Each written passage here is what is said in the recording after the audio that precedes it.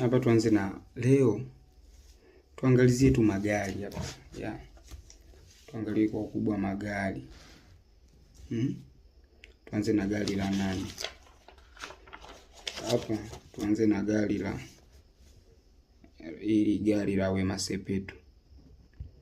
Gari la Wema. Gari la Wema Sepetu. Hii ilikuwa fuso hii.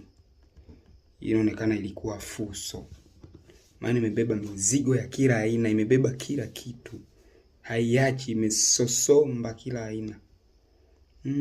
Imebeba mizigo mingapi? Fuso inabeba haihesabiki. Tukianza na Olevo. Primary, tuseme primary ilikuwa bado haijatoka kiwandani. Kwa hiyo haijaanza kutumika. Tuipe. Primary hamna bado. Olevo. Alipofika ili gari ilipofika stage 3 form 3 lilipandwa. Alipanda nani? Yule John yule alikuwa general secretary. Alilipanda hapa nadhani ndo lilianza kutumika. Na huyo ndo alikuwa mtu wa kwanza kulitumia ili gari la Wema Sepetu. Bado akagongana tena na HP.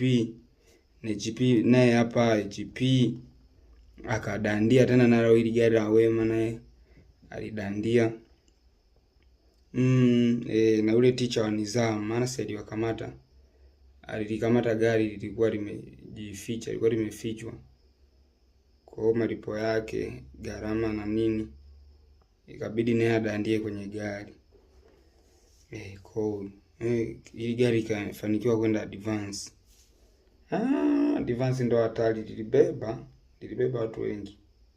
Wale maticha wale wa field. Maana gari ilikuwa brand new wakati huo.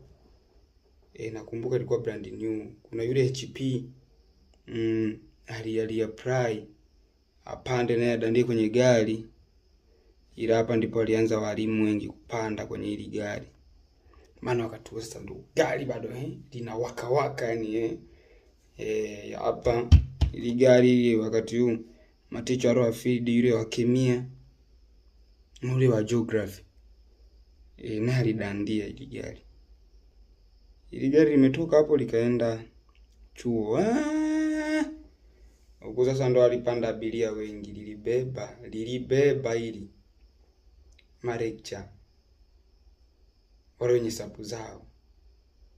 Walipanda sana ili gari, nadhani ndo ilikuwa kama mzigo. Lilienda pia ili gari